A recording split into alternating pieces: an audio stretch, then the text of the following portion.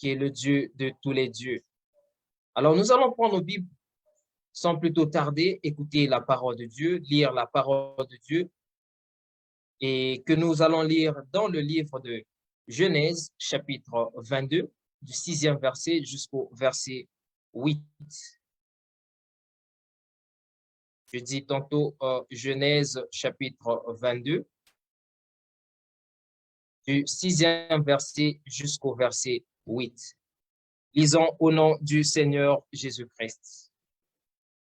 Abraham prit le bois pour l'Holocauste, le chargea sur son fils Isaac et porta dans sa main le feu et le couteau. Et ils marchèrent tous deux ensemble. Alors Isaac, parlant à Abraham, son père, dit, « Mon père. » Il répondit, « Me voici, mon fils. » Isaac reprit, « Voici le feu et le bois, mais où est l'agneau pour l'Holocauste? » Abraham répondit, « Mon fils, Dieu se pourvoira lui-même de l'agneau pour l'Holocauste. » Et ils marchèrent tous deux ensemble.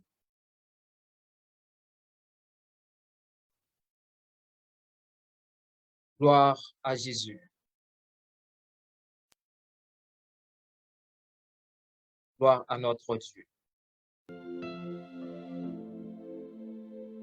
Alors, le thème de ce soir, le message autour duquel nous allons partager ce soir, qui est tiré du livre de Genèse, chapitre 22, du 6e verset jusqu'au verset 8. Nous l'avons intitulé « Le Dieu qui pourvoit ». Le Dieu qui pourvoit. Le Dieu qui pourvoit. Tel est le thème autour duquel nous allons partager la parole de Dieu, entrer en profondeur de la pensée de Dieu qu'il a déposée dans notre cœur depuis le début de toute cette semaine. Vous étiez nombreux la semaine passée à avoir suivi mon message que j'ai donné sur les blocages spirituels que nous allons certainement continuer le dimanche prochain. Mais ce soir, Dieu nous a emmenés à une autre dimension de sa parole et qui est de parler de ce thème qui est le Dieu qui pourvoit. Le Dieu qui pourvoit. Alors, autour de ce message, nous allons voir comment Dieu passe par plusieurs moyens pour pourvoir aux besoins de ses enfants. Comment Dieu procède, les différents mécanismes qui permettent à Dieu de pouvoir pourvoir aux besoins des enfants, de ses enfants. Nous parlons de pourvoir, du Dieu qui pourvoit. Mais qu'est-ce donc pourvoir? Selon Larousse, pourvoir, c'est donner à quelqu'un quelque chose.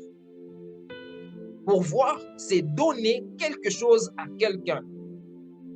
Telle est la définition que Larousse nous donne du mot pourvoir, du verbe pourvoir.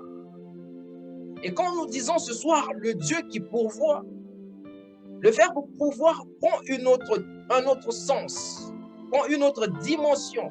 Et ce soir, nous voulons parler du Dieu qui pourvoit.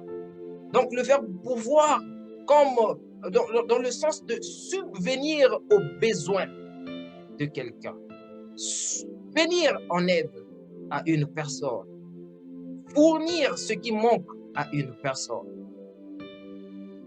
Telle est la définition autour duquel nous tournons quand nous disons le Dieu qui pourvoit. Alors quand nous disons le Dieu qui pourvoit, c'est ce Dieu qui vient dans la vie d'un enfant de Dieu, lui donner ce qui lui manque. Quand nous disons le Dieu qui pourvoit, c'est le Dieu qui sait les différents problèmes financiers que traverse une personne. Le Dieu qui sait les maladies que vit une personne. Le Dieu qui sait les blocages spirituels, les blocages liés à un problème. Le Dieu qui voit les pleurs d'un enfant de Dieu. Le Dieu qui entend les cris de son peuple et qui descend. Et qui descend pour venir accorder, pour venir donner ce qui manque à cette personne.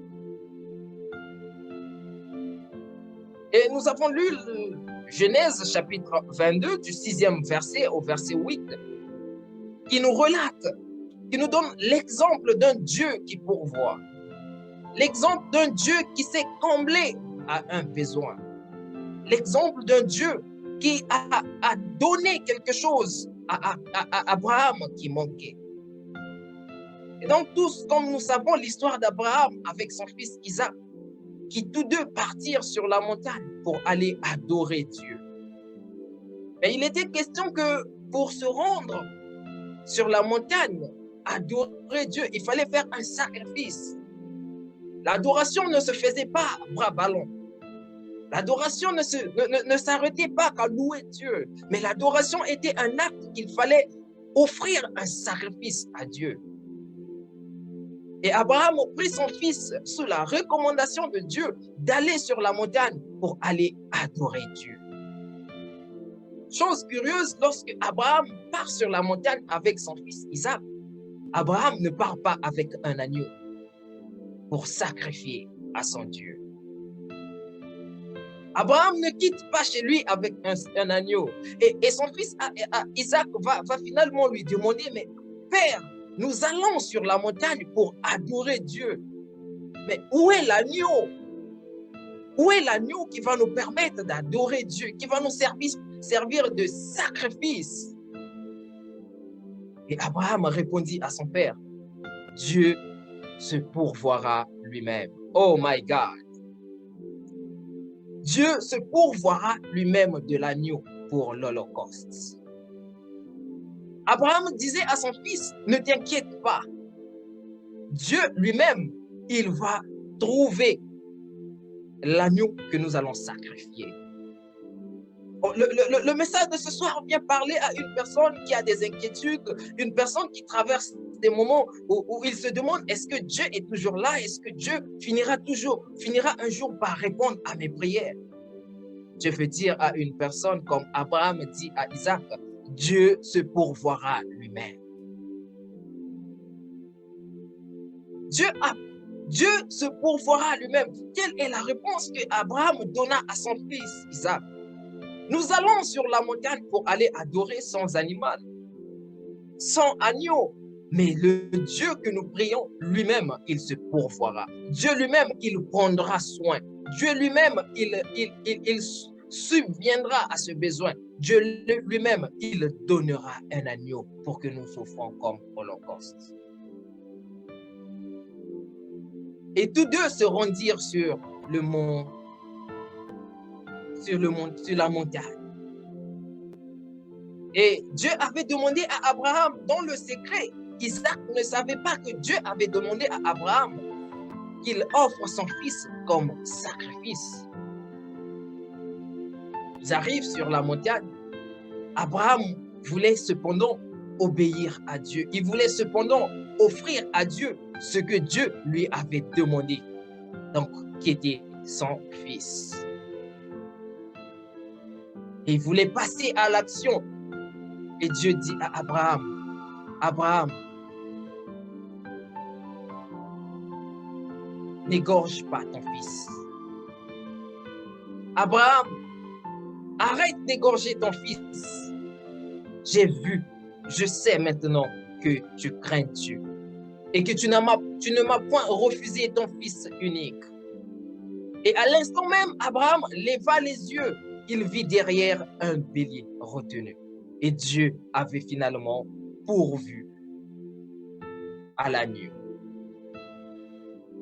Autour de cette histoire, autour de ce récit d'Abraham qui est parti sacrifier son fils sur la montagne, nous révèle beaucoup de choses, nous révèle les mécanismes autour duquel Dieu passe pour pourvoir aux besoins des enfants, de ses enfants. Nous révèle quels sont les différents moyens que Dieu utilise pour nous venir en aide. Abraham est passé et est parti sur la montagne pour adorer, pour sacrifier son fils. Mais Dieu n'avait pas été insensible à l'acte d'Abraham. Il a pourvu, il a emmené emmené un agneau. Il a fait sortir un agneau.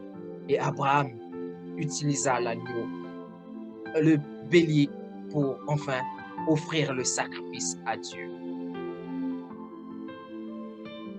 C'est là que nous allons voir comment Dieu passe, les moyens par lesquels Dieu passe pour pourvoir à nos besoins, pour donner la solution à nos problèmes, pour donner la solution à ce qui nous embête, pour nous guérir. Dieu utilise plusieurs moyens par lesquels il pourvoit aux besoins.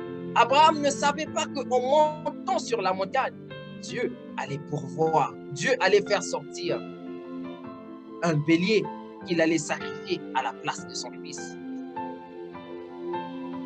Mais Dieu l'a fait. Dieu l'a fait. Et la vie d'Abraham à travers cet acte sur la montagne nous révèle trois choses. La première chose, c'est l'obéissance d'Abraham envers la parole de Dieu. Donc, l'obéissance d'Abraham envers la recommandation de Dieu. Abraham avait obéi à Dieu. Abraham avait accepté d'obéir à Dieu. Et pourtant, ce que Dieu était en train de lui dire était quelque chose de difficile. Sacrifier son seul et unique fils qu'il avait. Mais lui, il obéit à Dieu. Il ne savait pas, avant que Dieu ne lui parle, il ne savait pas ce que Dieu avait réservé. Mais il fit le choix d'obéir à Dieu. Ce soir, Dieu parle aussi à une personne à qui il a eu certainement à dire quelque chose, certainement à recommander de faire quelque chose et qui doute. Une personne qui certainement a eu à recevoir une prophétie et dans cette prophétie qui dure depuis longtemps, depuis lors qu'il ne se réalise pas, Dieu te dit, obéis juste à sa parole. Je te parle ce soir de la même manière qu'il parlait à Abraham, qu'il dit à Abraham, Abraham, sacrifie ton fils, et Abraham accepta. Je te parle ce soir de l'obéir aussi. Si peut-être que tu traverses des moments qui sont au-delà de tes forces, ne promène pas tes regards extérieurs. Ne cherche pas des solutions extérieures. Il est le Dieu qui pourvoit. Sois comme Abraham, accepte juste. Quelle que soit la souffrance dépasse tes forces. La souffrance devient plus forte que toi. La souffrance devient plus forte que même tes forces. Sache que à un certain moment, lorsque nous pleurons, lorsque les problèmes nous mettent à genoux, c'est la solution adéquate pour prier.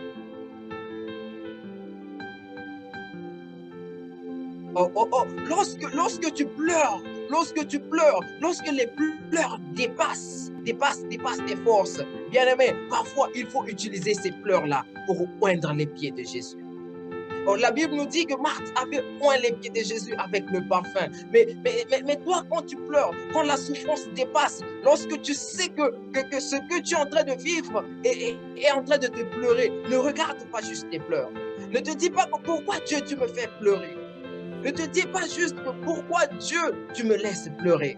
Utilise tes pleurs pour oindre les pieds de Dieu. Et c'est alors que Dieu se souviendra de nous. Abraham avait accepté d'obéir à Dieu. Mais Abraham n'avait juste pas accepté d'obéir à Dieu. Voici la deuxième chose que nous révèle ce que Abraham a eu à faire, c'est que Abraham est passé à l'action. La Bible dit que très tôt le matin, Abraham prit l'enfant et ses serviteurs, il partit sur la montagne. Il partit sur la montagne pour aller adorer Dieu. Abraham est passé à l'action. Passé à l'action. C'est l'une des choses les plus difficiles dans la vie chrétienne. Passer à l'action. Quand Dieu te parle, quand Dieu se révèle à toi, quand tu reçois une prophétie. Vous savez, peuple de Dieu, nous sommes très souvent emmenés à ne croire qu'à des bonnes choses, qu'à des belles prophéties, des bonnes prophéties. Les prophéties, on nous dit que Dieu va faire ça, Dieu va faire ceci. Mais il y a des recommandations que Dieu vient tantôt donner dans notre vie, dans nos vies, qui sont difficiles à appliquer. Regardez Abraham. Dieu lui dit, va sacrifier ton fils. Oui, il peut accepter. Seigneur, je vais le faire. Mais la chose la plus difficile, c'est de passer à l'action.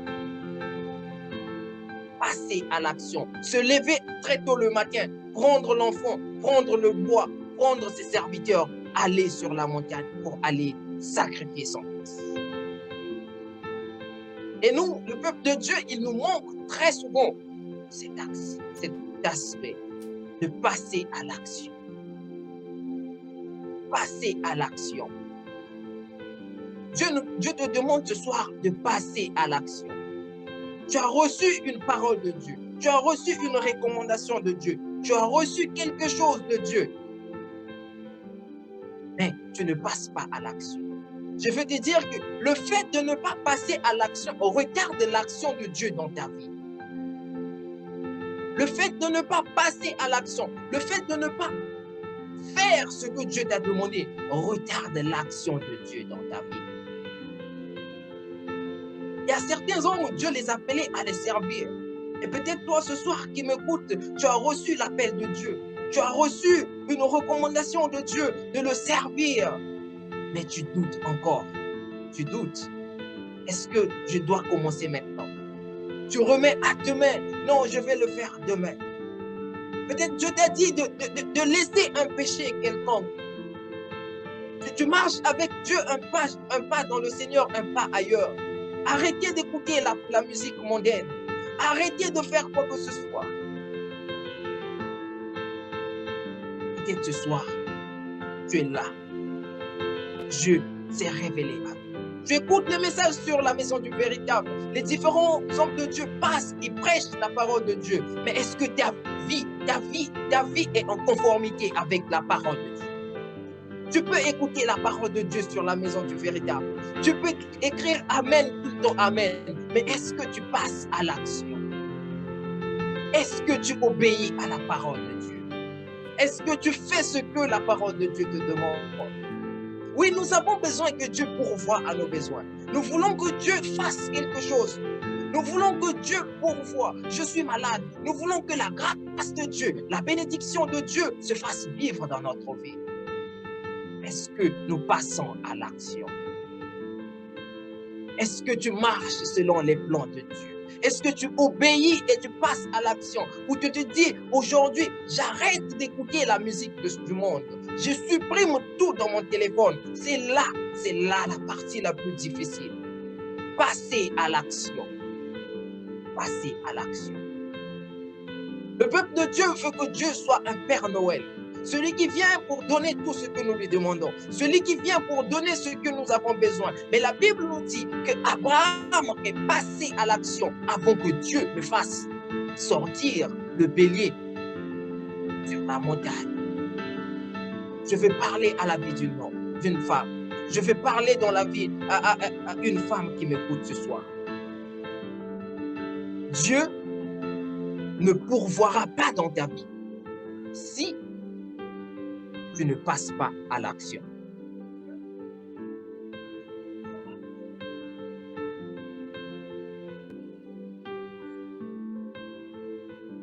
Tu veux voir les grandes choses dans ta vie. Tu veux que Dieu soit le Dieu qui va t'apporter la guérison. Tu veux voir que Dieu soit le Dieu qui va ouvrir les portes dans ta vie. Bien-aimé, je veux te donner un seul secret.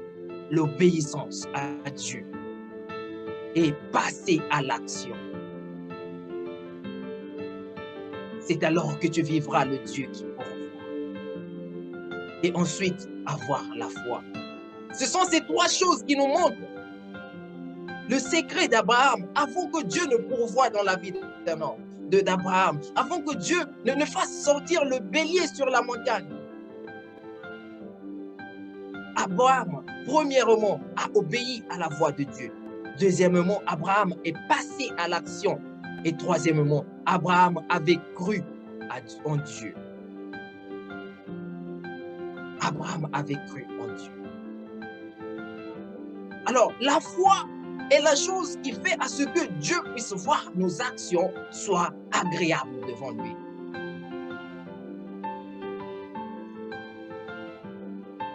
La foi l'obéissance est passée à l'action. Vous savez, il y a quelquefois nous recevons des prophéties dans nos vies qui ne s'accomplissent pas. Vous savez pourquoi? Parce que nous ne passons pas à l'action.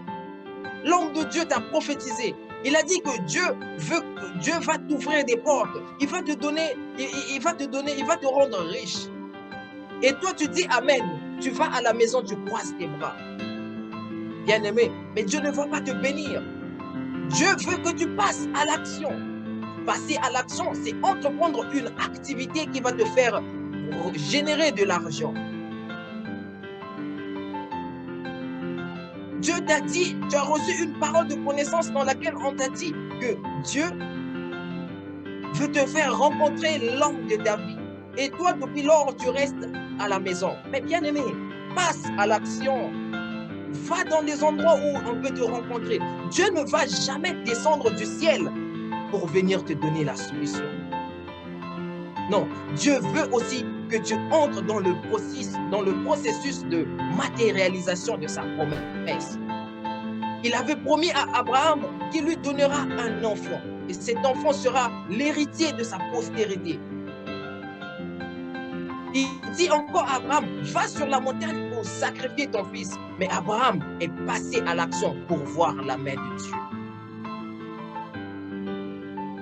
Si Abraham n'était pas parti sur la montagne pour sacrifier son fils, Dieu n'allait jamais pourvoir le bélier.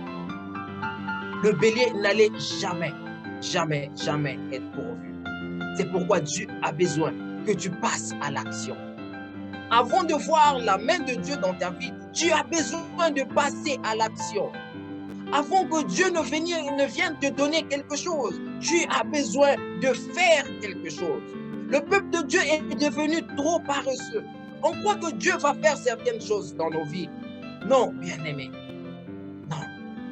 Avant que Dieu ne se manifeste, il a besoin que tu lui obéisses, que tu passes à l'action et que tu crois fermement à sa puissance glorieuse.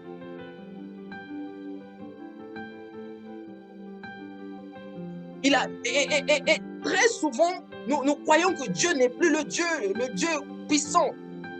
Nous croyons que Dieu ne fait plus des miracles. Non, les miracles se font toujours voir. La puissance de Dieu se fait toujours valoir. Mais le problème, c'est nous, le peuple de Dieu. Nous sommes restés à un niveau où nous croyons que Dieu va tout faire pour nous. Il suffit de prier, il suffit de jeûner, il suffit de venir sur la maison du véritable, écouter la parole de Dieu. Dieu va le faire à notre place. Je peux vous dire, je peux vous garantir ce soir, peuple de Dieu, c'est faux. Dieu ne va rien faire à ta place si toi-même tu ne passes pas d'abord à l'action. Pour que Dieu pourvoie à tes besoins, tu dois passer à l'action. Et plusieurs actions sont possibles pour appeler la gloire de Dieu, pour marcher sur le plan selon lequel Dieu a voulu pour qu'il pourvoie à nos besoins.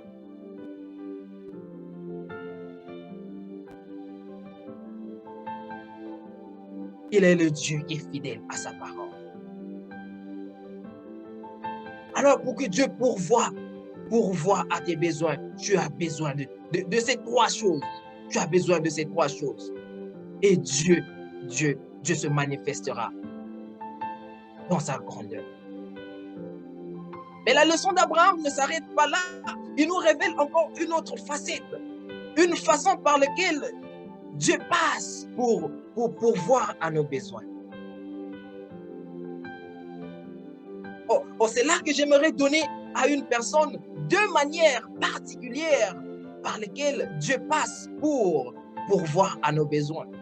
Dieu passe pour te guérir. Dieu passe pour t'élever. Dieu passe pour glorifier son nom dans ta vie. Deux manières par lesquelles Dieu passe pour glorifier son nom dans la vie d'un homme. Alors, la première manière par laquelle Dieu passe pour glorifier son nom dans la vie d'un homme, c'est que parfois, avant que Dieu ne nous élève, avant que Dieu ne se glorifie dans notre vie, Dieu nous dépouille d'abord de ce que nous avons. Dieu nous dépouille Il enlève d'abord, il prend d'abord ce que nous avons et ensuite Dieu vient nous donner ce que nous avons besoin. Dieu passe très souvent par ce moyen, le dépouillement. Il dit à Abraham, je ferai de toi le père de la foi. Une multitude de nations naîtra de toi. Et je te donnerai un enfant comme héritier. Et cet enfant était Isaac. Mais curieusement, le même Dieu qui promet à Abraham une multitude de nations vient dire à Abraham, donne-moi ton fils. Dieu voulait dépouiller d'abord Abraham avant de lui donner la multitude, la postérité multiple. Dieu vient d'abord dépouiller. Avant que Dieu ne pourvoie à tes besoins, avant que Dieu ne t'élève, avant que Dieu ne se glorifie puissamment dans ta vie, Dieu va quelquefois, parfois, commencer par le dépouillement. Commencer par le dépouillement. Et le dépouillement est l'un des moments les plus difficiles, les moments les plus coriaces, les plus ardus qu'un enfant de Dieu peut vivre. Et c'est là que bon nombre parmi nous croyons que ce sont les sorciers. Et nous crions, nous courons derrière plusieurs personnes. Nous perdons la foi, nous perdons la paix parce que nous vivons quelque chose qui dépasse notre force, qui dépasse notre entendement. Dieu est en train de passer par un dépouillement et par lequel nous n'arrivons pas à discerner que le dépouillement, la souffrance que je vis, la maladie que je traverse, et c'est Dieu qui est en train de me dépouiller. Dieu dépouille les hommes. Et c'est le manque de discernement qui nous empêche de voir la main de Dieu derrière la souffrance, derrière la misère, derrière le pauvre, derrière l'humiliation. C'est parce que Dieu veut t'élever d'abord. Dieu veut t'élever. Mais avant qu'il t'élève, il voudrait d'abord te dépouiller. Te dépouiller. Imaginez, bien-aimé, si Abraham avait dit à quelqu'un que Dieu lui avait dit, lui avait fait cette recommandation d'aller sur la montagne offrir son fils. Il y aurait des gens qui allaient dire à Abraham, le papa là était un magicien. Le papa là était un sorcier. Le papa là, non. Et s'il faisait même l'erreur de dire à sa femme Sarah, regarde ce que Dieu est en train de me dire. Sa femme Sarah allait dire, j'ai toujours su que Abraham, tu étais sorcier. Non, Abraham, j'ai toujours su que tu étais sorcier. Comment est-ce que le Dieu qui nous a donné l'enfant va encore nous dire d'aller sacrifier ce fils? Les chemins de Dieu sont incompréhensibles. La volonté de Dieu est inexplicable. Les choses que Dieu fait dans notre vie sont très profondes. Et il nous faut du discernement pour comprendre quand Dieu nous dépouille. Et le peuple de Dieu a tourné un regard fixé vers les agents du mal, vers le sorcier, vers les esprits méchants. On a attribué tout ce qui est malheur à ces personnes. Mais je vais dire à une personne ce soir que tout malheur ne vient pas forcément des sorciers ou des esprits méchants ou de Satan. Il y a certains malheurs qui arrivent dans notre vie qui sont causés par Dieu. Et ces malheurs sont quelquefois dus au dépouillement parce que Dieu veut nous élever.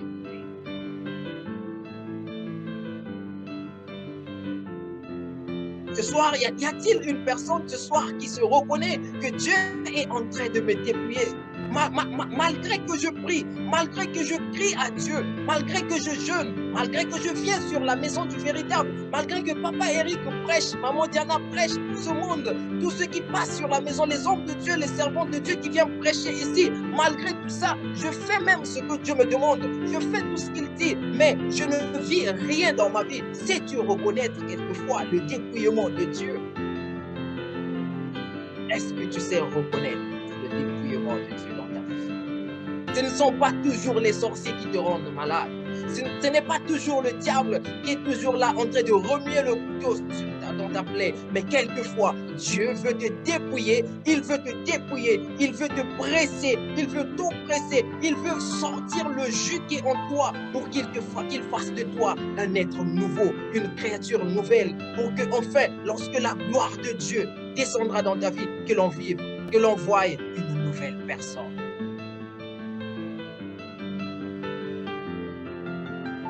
Le Dieu qui pourvoit. Oh, j'aime quand Dieu pourvoit dans la vie des hommes quand il passe par le dépouillement. J'aime quand Dieu pourvoit quand il passe par le dépouillement. Parce que le dépouillement est le chemin par excellence par lequel Dieu passe pour donner la gloire à un homme. Vous savez, une personne à qui Dieu a promis quelque chose et une personne à qui Dieu dépouille, celui qui dépouille recevra la couronne plus grande que celui qui a reçu juste une promesse sans dépouillement. C'est là que je vais te dire, bien-aimé, accepte le dépouillement de Dieu. C'est là que je veux te dire, bien-aimé, cherche à comprendre que Dieu veut pourvoir dans ta vie, mais avant qu'il pourvoie dans ta vie, avant qu'il t'élève, avant qu'il te glorifie, il veut d'abord te dépouiller de certaines choses. Oh, il est le Dieu véritable. Il est le Dieu de tous les dieux. Oh, j'aime ce Dieu parce qu'il est celui qui pourvoit et qui sait par quelle manière, par quel moyen passer pour pourvoir dans ta vie. Parfois, Dieu va te faire traverser un célibat difficile, un moment de célibat de longue durée, une maladie. Dieu a dépouillé un homme au nom de Job. Oh, bien aimé, quand je lis la parole de Dieu, et quand je lis l'histoire de Job, je vois à quel point Dieu est merveilleux. Je vois à quel point Dieu sait faire les choses. Alors Satan vient se présenter devant Dieu, il dit à Dieu, donne-moi ton fils Job. Donne-moi ton fils Job. Et Dieu permet à Satan de toucher à la vie de Job. Satan était content de voir que Job est en train d'être dépouillé. Job est en train de souffrir. Mais dans le plan de Dieu, oh my God, dans le plan de Dieu, Dieu avait permis à Satan de toucher à Job parce que Dieu voulait redoubler la bénédiction, la richesse de Job. C'est alors que la Bible nous dit dans Job 41, verset 10, à la fin de la vie de Job, la Bible nous dit, Dieu donna le double de ce que Job avait, le double de la richesse que Job avait. Il est passé par le dépouillement. Dieu n'a pas doublé, Dieu n'a pas doublé la richesse de Job parce que Job priait, parce que Job faisait des offrandes, parce que Job donnait, je sais quoi. Non, Dieu a touché au corps de Job et il a dépouillé de tout ce qu'il avait. Ensuite, il a multiplié. Et Dieu, je te parle ce soir. Voici le moyen par lequel Dieu passe très souvent. Alors, arrête quelquefois de t'inquiéter parce que tu es en train de vivre un moment difficile et que tu crois que c'est fini pour toi. Il y a un moment où tu dois juste te mettre dans une position d'adoration. Tu dois te mettre dans une position de louange. Tu dois te mettre dans une position de rendre gloire à Dieu de tout ce qui t'arrive, car le temps viendra. Quand la période de dépouillement terminera, Dieu viendra et pourvoira à tes besoins. Il pourvoira à tes besoins. Dieu pourvoira à tes besoins. Alors quand on voit quand on parle souvent du Dieu qui pourvoit, le peuple de Dieu a tendance de croire que Dieu pourvoit. Quand on parle du pourvoi, on voit que le matériel, on ne voit que l'argent, on ne voit que tout ce qui est palpable, qui est physique. Mais quelquefois, Dieu pourvoit en comblant nos besoins. Il pourvoit en te guérissant. Il pourvoit en te donnant des enfants. Il pourvoit en te protégeant. Il pourvoit en t'éloignant du malheur. Il pourvoit en détruisant les liens de ta famille. Il pourvoit par plusieurs moyens.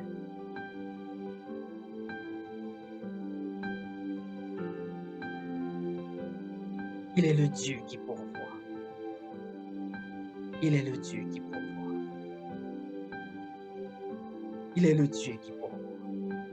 Alors que Dieu, quand il pourvoit aux besoins des enfants de Dieu, il utilise plusieurs moyens. C'est là que je tombe petit à petit vers la fin de mon message. J'aimerais dire à une personne de s'attacher à Dieu. De s'attacher à Dieu lorsque Dieu veut pourvoir dans ta vie.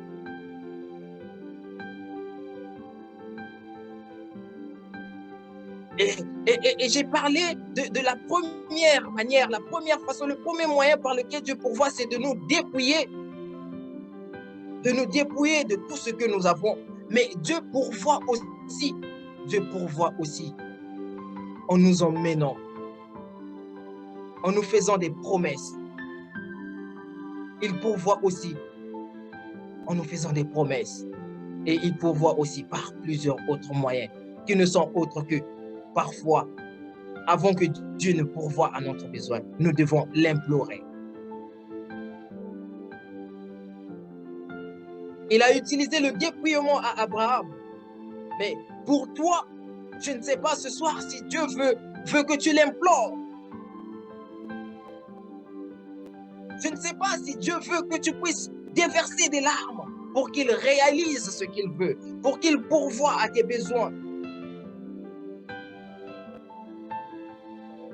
Et ce soir, Dieu est là pour toi. Il est le Dieu qui pourvoit. Alors, bien-aimés, il est très important pour nous de nous attacher à Dieu. De nous attacher à Dieu parce qu'il est la seule source qui apporte, qui pourvoit aux besoins de ses enfants. J'ai toujours dit aux gens que Dieu est la seule divinité. Dieu est la seule divinité qui pourvoit gratuitement. Quand je parle de gratuitement, sans payer un prix qui aura des conséquences néfastes dans notre vie.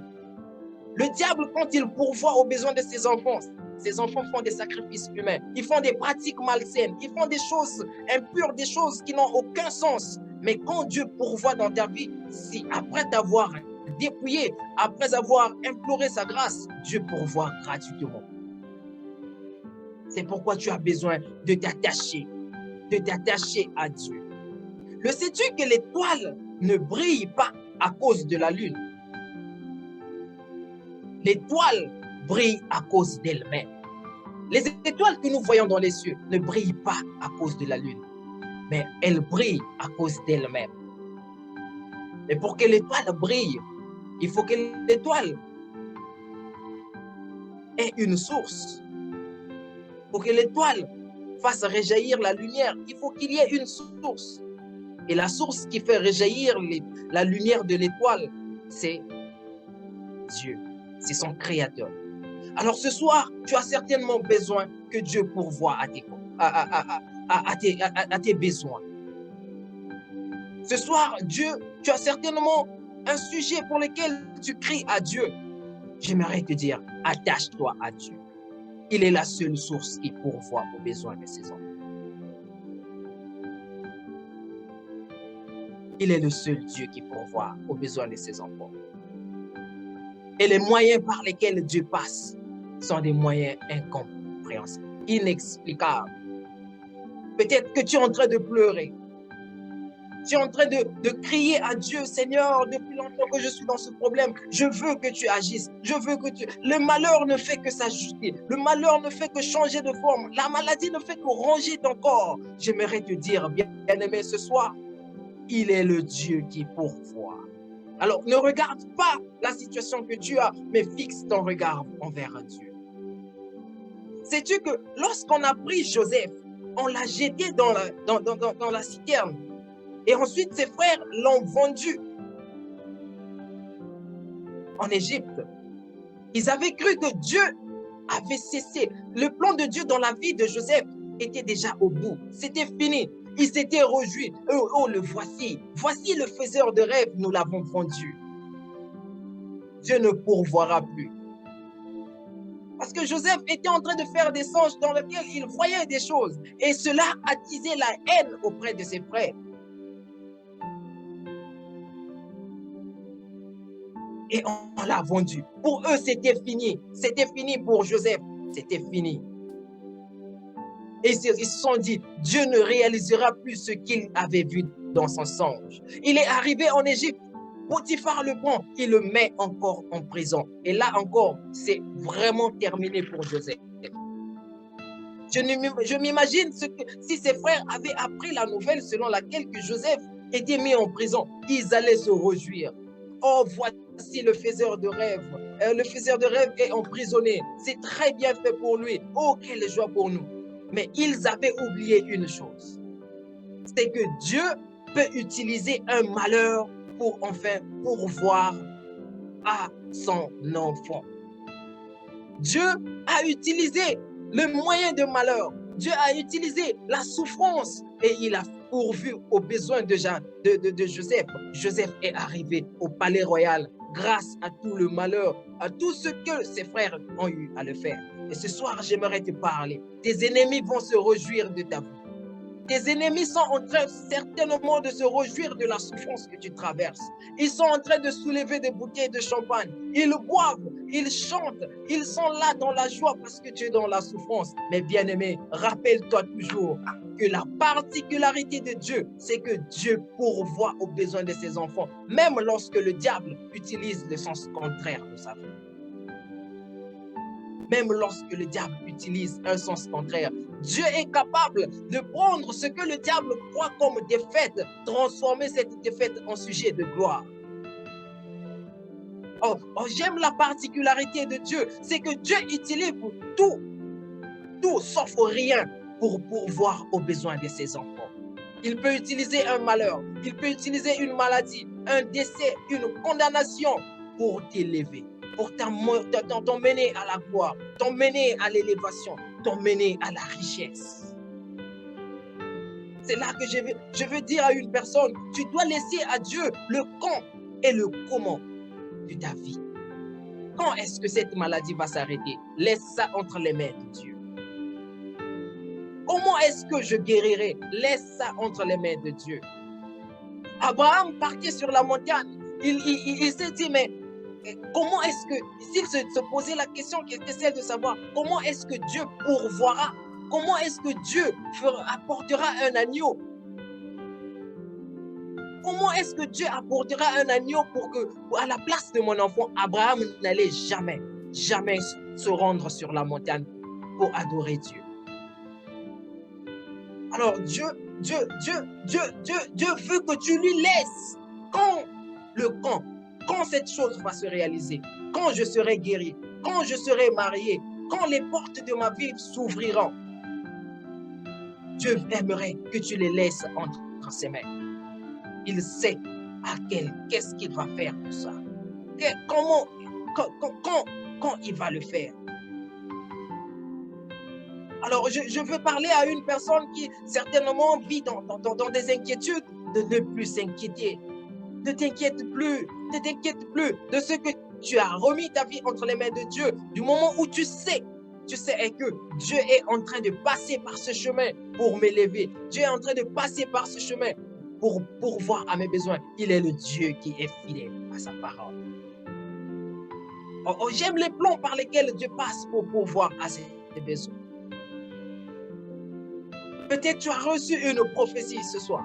Tu es là avec moi ce soir. Tu as reçu une prophétie qui t'emmène peut-être à te dépouiller, qui t'emmène à ne plus croire, qui t'emmène à vivre des choses plus fortes. Dieu utilise tout sauf rien. Sauf rien. Il utilise tous les moyens pour venir subvenir aux besoins de ses enfants. Et très souvent, Dieu vient subvenir à nos besoins lorsque nous sommes au bout. Lorsque nous regardons derrière, il n'y a aucune solution. Lorsque nous regardons devant, tout est fermé. Lorsque nous regardons à gauche et à droite, ce n'est que le désert, ce n'est que le ravin. C'est là que Dieu vient pourvoir à nos besoins. Il y avait un homme, il voulait se marier, il n'avait pas les moyens. Alors, il s'est battu, il a trouvé un peu de moyens pour se marier. Et c'est alors que Dieu va lui dire que de se marier un jour.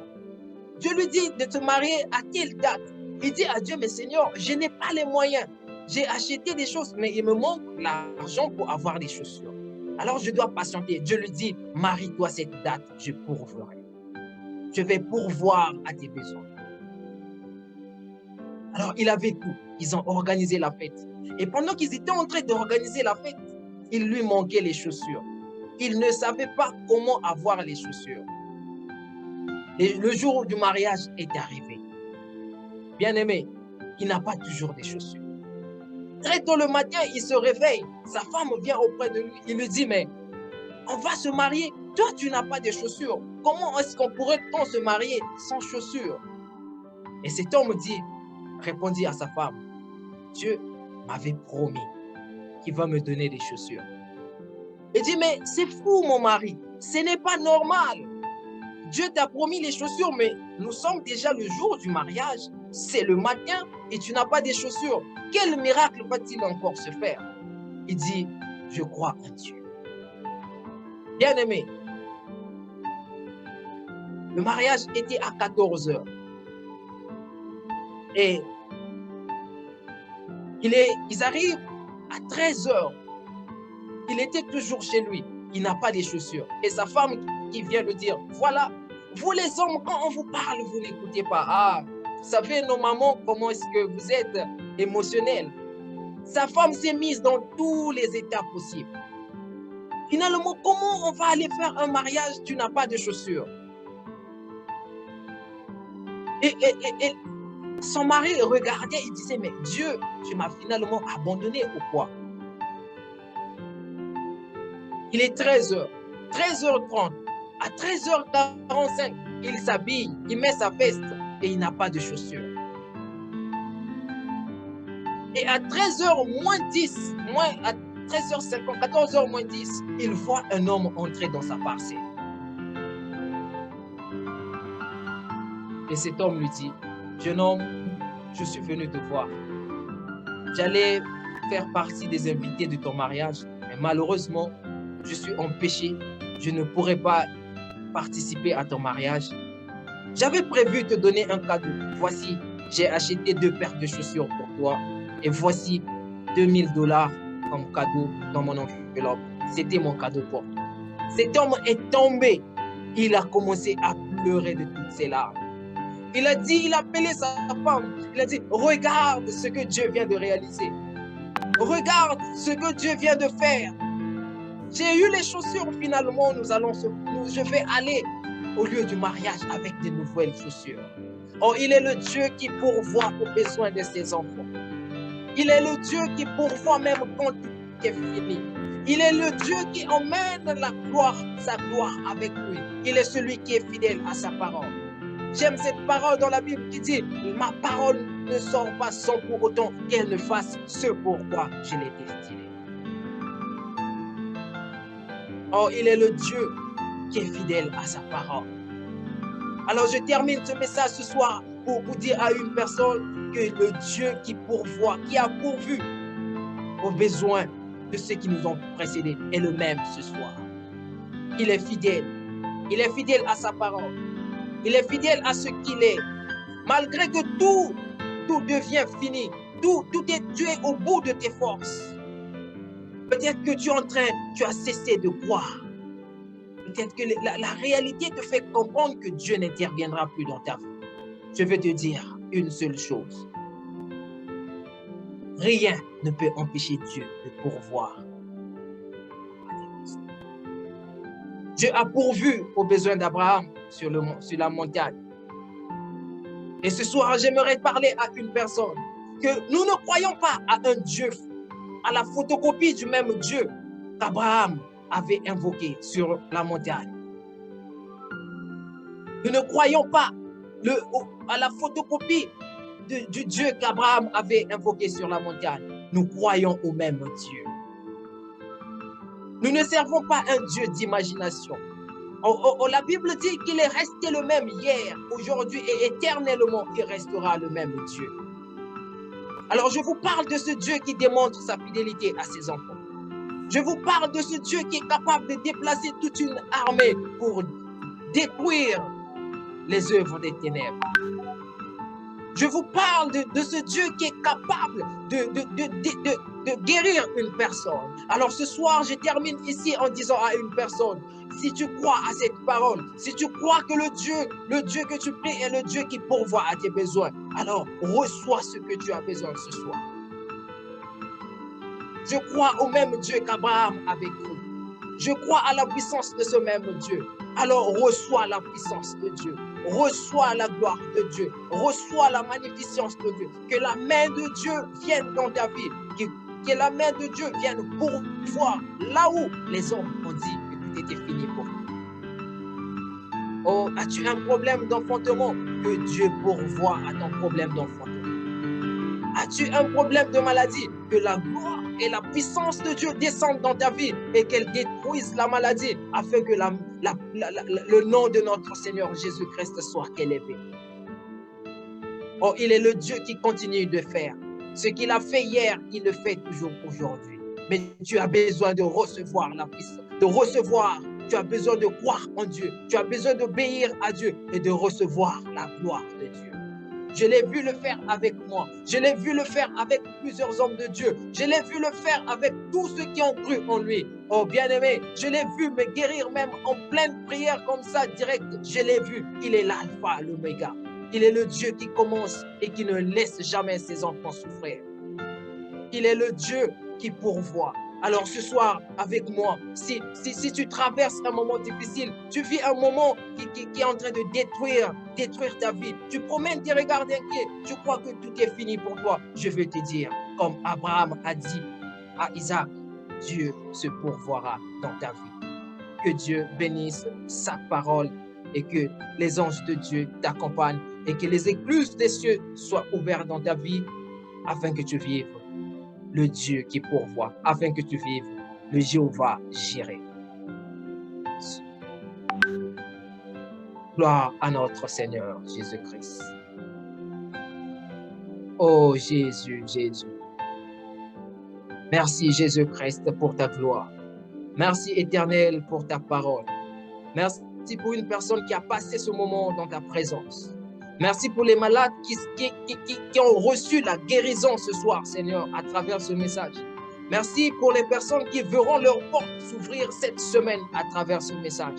Merci pour les personnes qui vont te rencontrer puissamment et qui regarderont derrière que tu es le Dieu qui pourvoit. Oh Seigneur Jésus, Jésus. Oh, merci Père. Merci Seigneur.